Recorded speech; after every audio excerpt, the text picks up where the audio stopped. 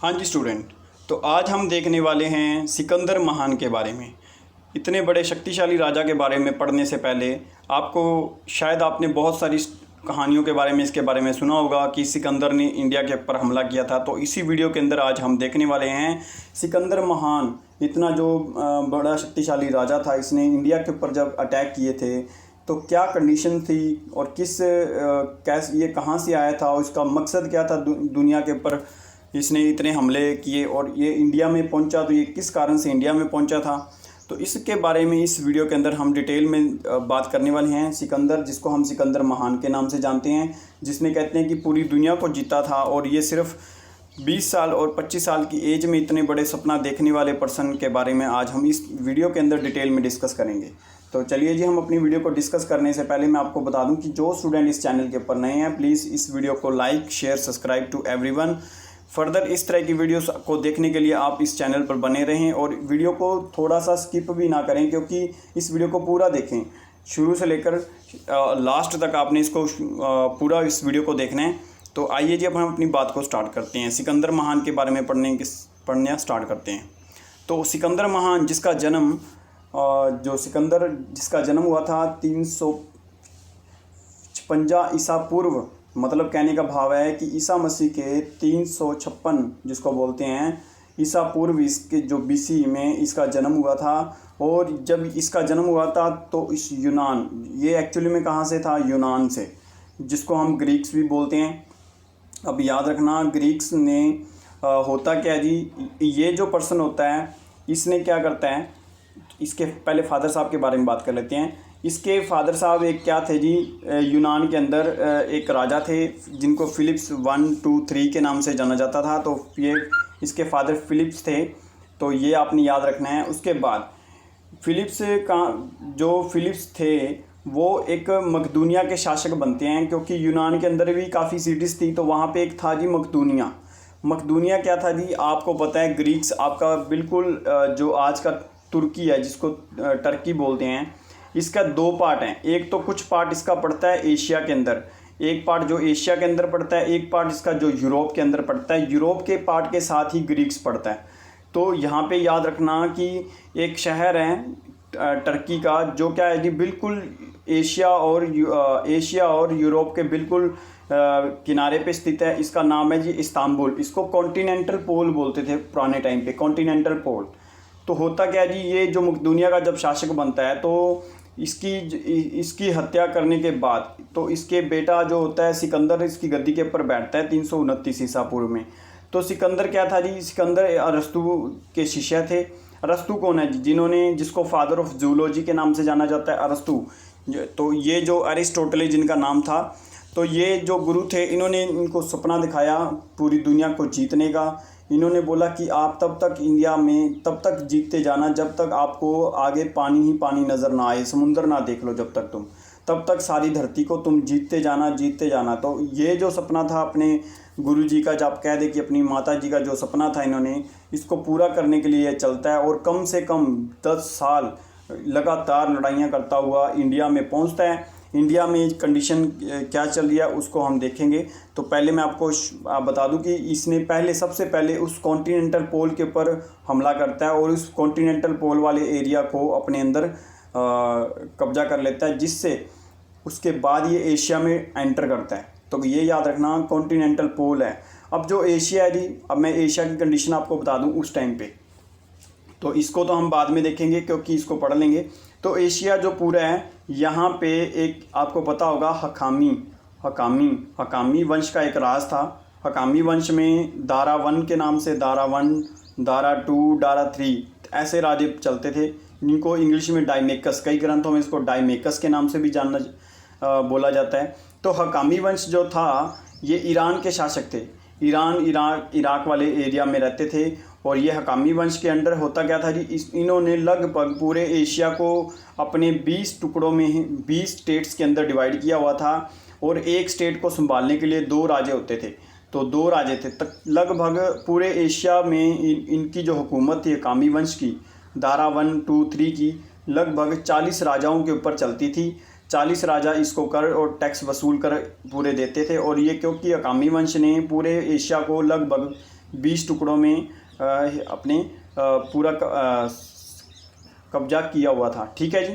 तो इसके बाद जब ये 40 राजे इसके अंडर काम कर रहे हैं, तो अब क्या होता है जी, जब पहली, क्योंकि जब ये जो सिकंदर है कॉन्टिनेंटल तरक्की वाले उस शहर को जीतता है, तो ये जब एशिया में एंटर करता है तो पहले इसकी लड़ाई किससे है जी, एक दो राजा होते हैं उसको हरा देता है जो इसके साथ, जैसे ये 40 में से। तो इसका पहले तो नाम सिकंदर था। सिकंदर महान इसका नाम तब पड़ता है जब ये क्या करता है जी, हकामी वंश के इस राजा और इसके साथ जितने भी राजे हैं 40, इन सभी को हरा के तब इसका नाम सिकंदर महान बनता है। तो अब आपको याद होना चाहिए कि सिकंदर महान इसका नाम क्यों बनता है। तो उसके बाद मैं आपको बात बताता हूँ। देखो जी, जब ये एशिया के अंदर, क्योंकि ये यूरोप में था, यूनान तो यूरोप में है, जब ये एशिया के अंदर एंटर करता है, तो एशिया के अंदर जब ये एंटर करता है तो पहले 2-3 राजे हरा देता है। तो ये दो तीन राजे हैं, ये जाके हकामी वंश के राजा दारा 1, 2, 3 को बोलते हैं। 1, 2 नहीं, 3 के साथ इसकी लड़ाई होती है। डाइमेकस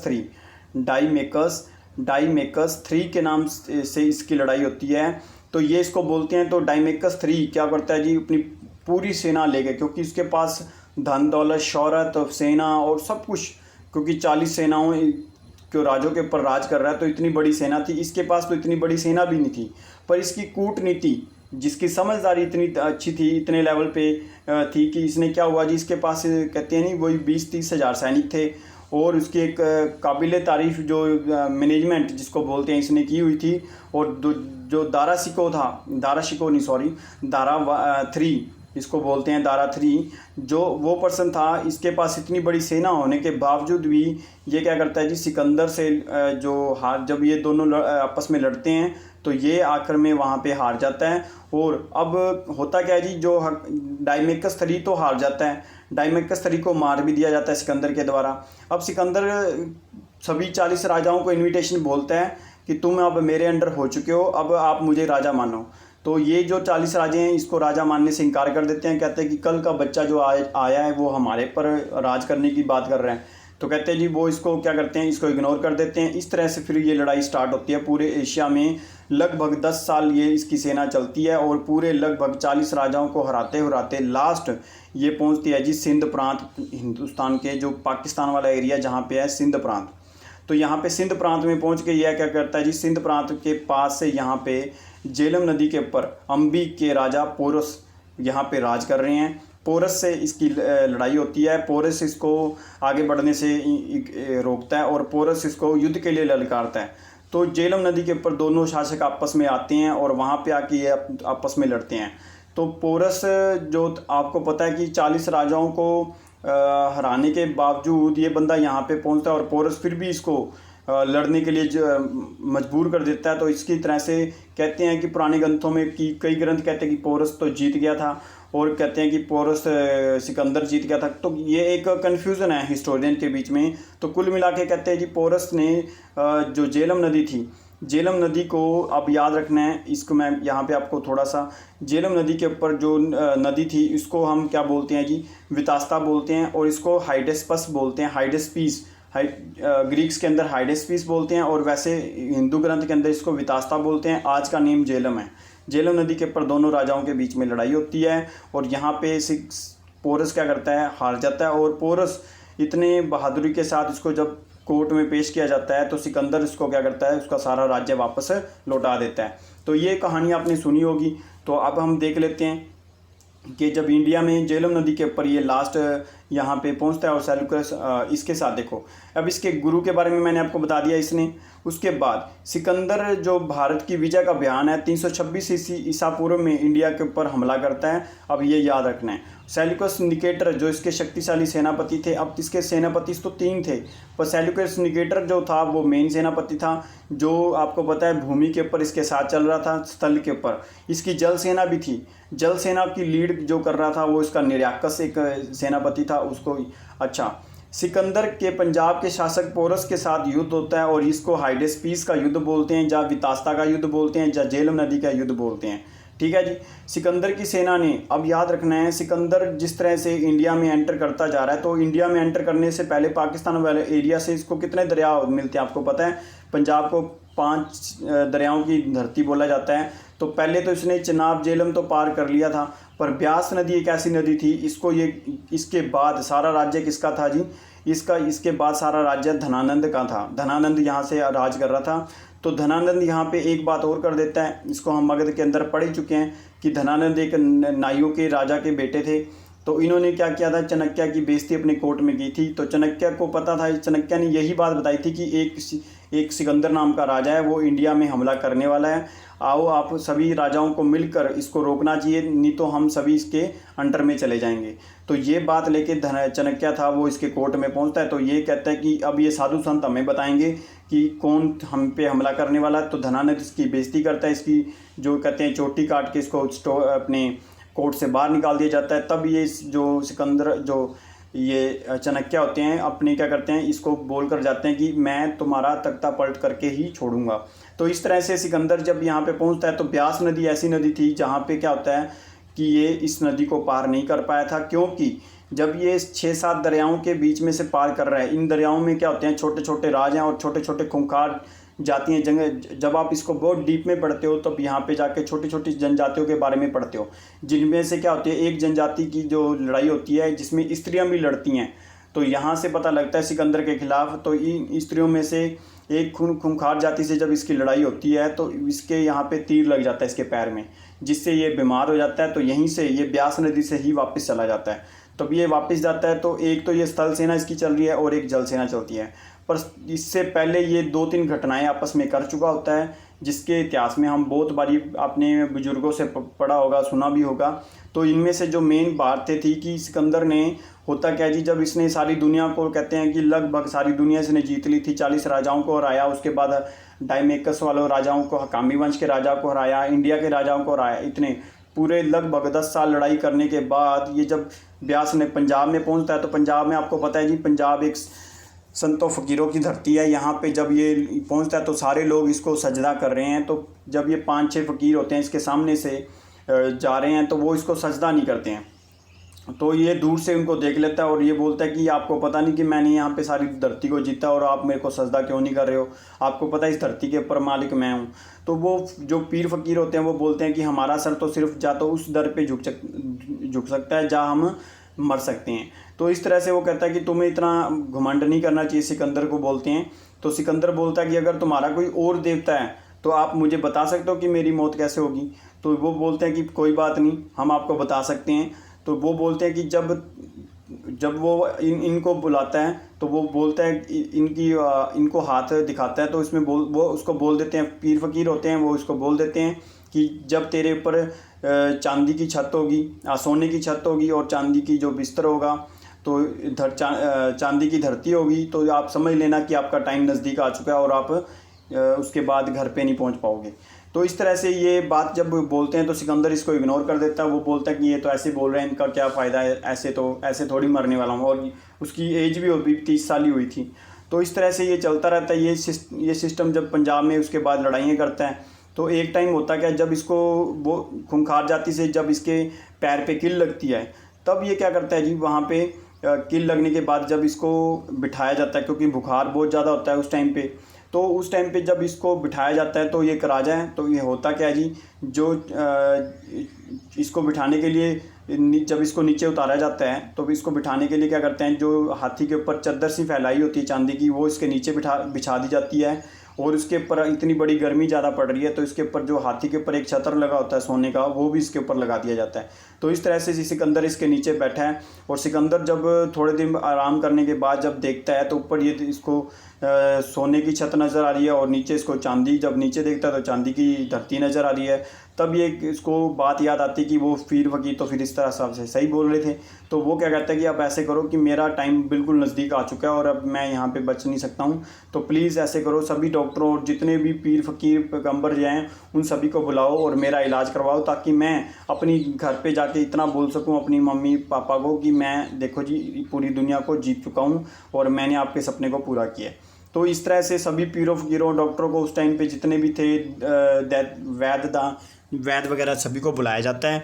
तो वो बुलाने के बाद इसके पास आते हैं और इसको इसके अंदर बोलता है कि आप मेरे से जितना भी धन लेना चाहते हो, जो भी है मैंने आज तक जीता है, ये जो भी है वो आप सभी ले लो, बट मेरे टाइम में इतना टाइम आप ऐड कर दो कि ताकि मैं अपने घर पहुंच सकूं और अपनी माता पिता को बता सकूं कि मैंने पूरी दुनिया को जीत लिया है। तो इस तरह से पीर फ़कीर अपना पूरा जोर लगाते हैं। वो बोलते हैं कि आप 1 मिनट 1 सेकंड भी जो आपने धन दौलत इतने हज़ारों साल से इतने लोगों को मारा है, पीटा है, जो भी आपने धन दौलत लूटी है, इसका कोई फ़ायदा नहीं है। इसका फ़ायदा आपको 1 मिनट का भी नहीं होने वाला है। आपके जो मृत्यु है वो अटल है, आप हम कुछ नहीं कर सकते हैं। तो लास्ट में सिकंदर क्या कहता है जी, अपनी 3 ख्वाहिशों के बारे में पूछता है। वो बताता है कि मेरी 3 ख्वाहिशों को ज़रूर पूरा करना। तो ये 3 ख्वाहिशें क्या थी? जब ये वापस जा रहा है तो इसको पता था कि मेरी मृत्यु बीच में होने वाली है। तो इस तरह से ये 3 ख्वाहिशें थी कि एक तो इसकी ख्वाहिश थी कि जो कंधा होगा वो कोई भी मेरी सेना नहीं देगी, वो सिर्फ़ यहाँ के राजवैद हैं, जो जितने भी वैद हैं और पीर फ़कीर हैं, जितने भी संत फ़कीर हैं, वो सारे मेरे जो अर्थी को कंधा देंगे। दूसरी, जहाँ पे भी मेरे को दफनाया जाएगा वहाँ पे जो सड़क आपकी जा रही है वहाँ पे जितनी भी धन दौलत मैंने जीती है वो सारी बिछा दी जाए। ठीक है जी। तीसरा, वहाँ पे उस गेट तक जहाँ से एंटर करेंगे उसे कहते हैं नहीं, जहाँ पे दफनाया जाएगा, उसके बाद और इसके ऊपर मेरे जब अर्थी को आप लेके चलोगे तो मेरे दोनों हाथ बाहर निकाल देना, ताकि लोगों को पता लगे कि सिकंदर खाली हाथ आया था और खाली हाथ ही वापस जा रहा है। इस तरह से ये 3 कहानियाँ आपने सुनी होगी। इसमें यह था कि आपको जब आपका टाइम वक्त नज़दीक होता है तो आपको ना तो कोई दवाई बचा सकती है, ना ही कोई आपको डॉक्टर बचा सकता है, ना ही आपको वैद्य बचा सकता है। और जब आपने जितना कोई धन दौलत है वो सारी पीछे रह जानी है। और इस तरह से आप अच्छे कर्म कीजिए और इस तरह से ये सारा सिस्टम होता है सिकंदर के बारे में। तो ये इतना बड़ा जो शक्तिशाली राजा है वो एक तरह से इस तरह से इसकी डेथ होती है। तो ये जो आपने क्वेश्चन जो मेन लिया है कि आपको व्यास नदी वाला एक याद रखना है, इसको स्थल मार्ग से लेके इसके साथ जब ये पूरा हिंदुस्तान जीत लेता है तो ये क्या करता है, अपने सेनापति को इसने 20 सूबे, क्योंकि आपको बताया था कि एशिया पूरे 20 भागों में डिवाइड था। तो इस तरह से जब इसकी डेथ होती है तो जो सिंध प्रांत वाला जो एरिया होता है इसके ऊपर सेल्यूकस निकेटर क्या बनता है जी, राजा बन जाता है। और यहाँ पे जीतकर और यहाँ पे सेल्यूकस निकेटर इसका सेनापति इस राज्य को संभालता है। इस तरह से इसके जो और भी वंशज होते हैं वो सारे एशिया में फैल जाते हैं। इस तरह से 20 भागों में इसको डिवाइड कर दिया जाता है पूरे एशिया को। इस तरह से जल में इसको लेके कौन चलते हैं इसको, तो ये निराकस इसका नाम का सेनापति था जिसको लेके चलता है। तो याद होना चाहिए कि बेबीलोन जो कि ईरान में एक प्लेस है, वहाँ पे इसकी डेथ होती है जाते टाइम, लास्ट में आखिरी सांस इसके द्वारा वहाँ पे ली जाती है। और इसकी जो मृत्यु थी वो 30 साल की एज में हो जाती है और मृत्यु इसकी